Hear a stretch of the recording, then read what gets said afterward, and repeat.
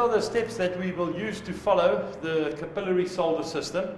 This is step 1, where we measure and mark the tube to the required length, and we carry on from there.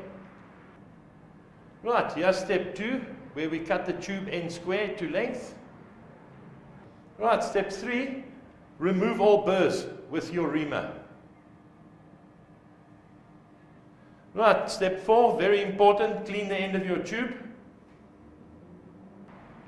Right, step 5, apply your flux to both the tube and the fitting using a flux brush, not your finger.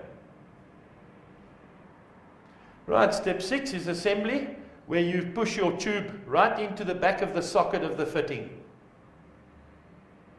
Right, then number 7 is measuring your length of solder required to do a joint, as you can see with the ruler there.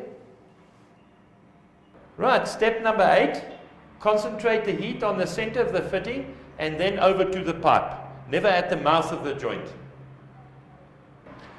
Right, step number 9, apply the solder to the mouth of the fitting. Right, step number 10, you've done your solder joint. Now you need to wipe off your excess flux as well as cool down your joint.